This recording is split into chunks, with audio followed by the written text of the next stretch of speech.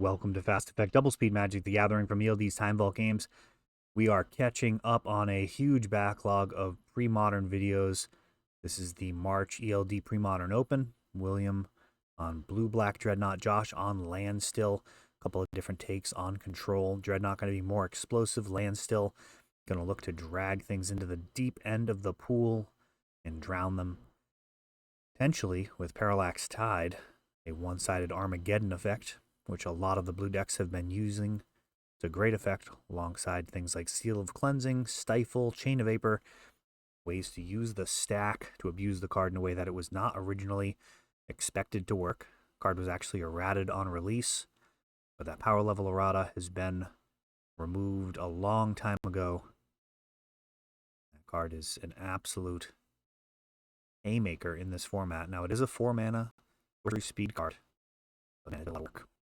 Double, or Josh will see if that becomes relevant. This Black Dreadnought build, popular rank of Dreadnought, currently seems to be the mod blue, which really doesn't care very much about double. It does ensure the Mishra's Factories, and those won't be particularly useful. The 9 mana, this will unlikely to be worthwhile too. Billy happens to draw a ton of his Underground Rivers, so far all basic ones.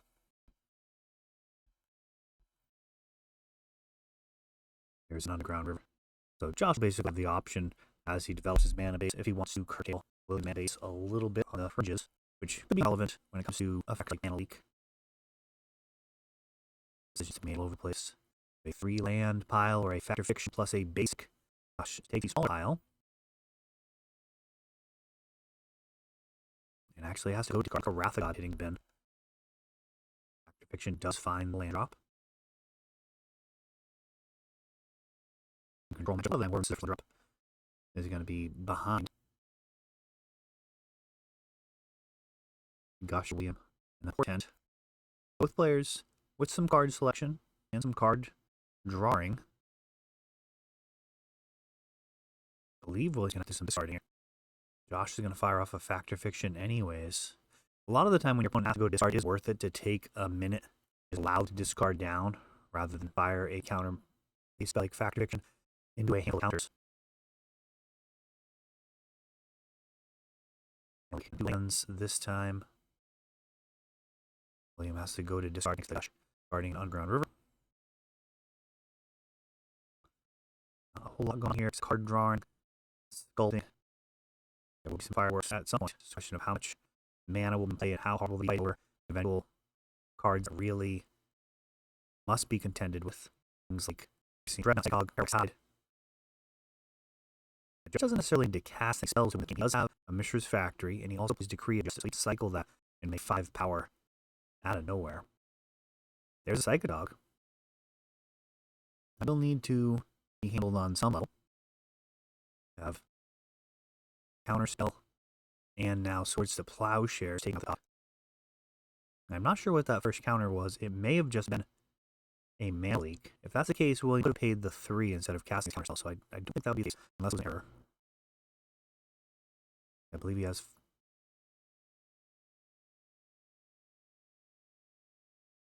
Well, all of his land going away thanks to this Parallax Tide. Actually, not sure how much first counterspell was for Josh. But William tried countering back, and then the real problem came with Parallax Tide. That eliminated all of William's mana, and there's getting back into that game. A lot of the time, tournament, it is just correct the scoop when you're behind. You do want to get 3 matches or 3 games in your match, especially if that game is going to take a ton of time. It'll be a real problem if you spend a huge amount of time trying to win that first game, come up short, and then end up in great position in game 2 and potentially just lose the match before you can even close out that second game. Sometimes you just got to know exactly how to handle tournament magic. It's a different thing than winning as many matches as possible, I can tell you that.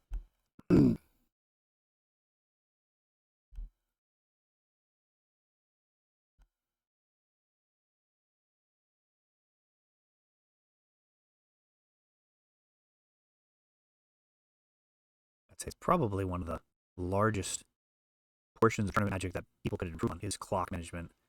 As I watch matches, there are definitely games that go time that actually didn't need to. Sometimes players end up not getting points in a situation they really should have. And opening hand selection is probably the other one that most people would benefit the most from. Really dialing in the range of hands that you should be keeping.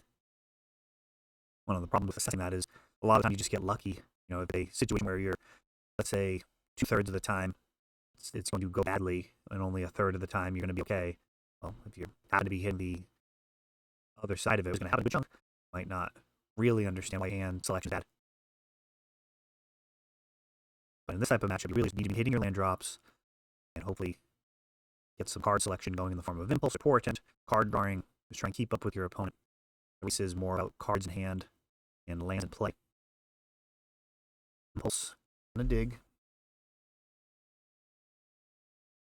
Most of this stuff's going to be during each player's end step, so it's going to be very difficult to try and stop a card like that. You're generally just going to have to let them go, especially with the danger of a card like Tide. Fight with little things, and then just get absolutely blown out of the water. Cabal Therapy from William. And a Mana Leak from Josh. And the variety of reasons why someone might Mana Leak out at that Cabal Therapy. And of course, not revealing your hand is pretty important for the potential flashback. That second therapy might completely whiff. There's enough variety, and even the types of cards that you might be worried about. Counterspell and Mana Leak are not quite interchangeable, but they're going to serve the same role in these early stages of the game. Like you can clear all the counters out of your opponent's hand, or all the removal spells. And a Factor Fiction during the end step. To catch up on these slides here for those unfamiliar. Handy slideshow here. Dr. Teeth Psychog. He was countered last game. He turned very quickly. Actually, it was counter, and then towards the Plowshares when he was in play. Carl Todd mopped it all up. But here with Phyrexian Dreadnought, this is really what this deck is all about. A null. Trying to stop the null stock has gone way up. This card's seeing a ton of play. 1-mana counter just getting better and better in Premodern. I think Envelop is also one of those cards that's potentially interesting. Wow, do we have a double foil? Willie foiling twice. That is 6 cards. And struggling on the last card out of hand. He's got the foil in the eye queued up, and then what card will go with it? It's going to be Vision Charm, which is some more protection for the Dreadnought, potentially. Oh, and Brain Freeze. Wow. That is kind of a two-pronged attack. There's going to be a 12/12 in play, and a good chunk of cards getting milled out of Josh's library. Now, that's not anywhere near lethal, but it does put Josh in a situation where he's going to need to close this thing up before he runs out of cards, while also stopping Dreadnought. So he may potentially have to dig for an answer. And yeah, Factor Fiction, digging 5 more deep. But the size of Josh's library officially a concern. He does need to be mindful of it. It's not usually that important. A Mishra's Factory. That's a win condition. And he also has a Fairy Conclave. So Josh does have a clock if he can somehow stabilize it. William was that moments ago. We see here Impulse finding Sealed Cleansing. That takes out the Dreadnought. Portent digs, and he's going to need to reassemble at 12/12. This is going to be tough. He already has it assembled. A null. Yeah, you can't have backup. You can't have backup and the Cycle Dreadnought ready to go. The Decree of Justice is cycled and willing to stop the Soldier Creation trigger. That's the fact that people sometimes get confused. If you do say flip, you don't get to pay the X. Factory beats. Looking at a 3-turn clock here. Continues on cantrips to sculpt. Keeps it on top. 2 more hits. Fairy Conclave does have wings. Probably not going to come into effect here. Meddling Mage. This represents potentially lethal. And going to force through the Mage. Now, Parallax Tide here, you'll handle manlands. Probably wouldn't be enough, as Meddling Mage would mop up. It's like not having a whole lot of mana behind it. And wow, look at this hand. A bunch of counters, Parallax Tide, Switch Plowshares. The rest does its best, but you need a Mind Twist to handle that hand. Swing for lethal, and there's the handshake. Well played by both players. Round 2 of the March ELD Premodern Open. We'll see you for round 3.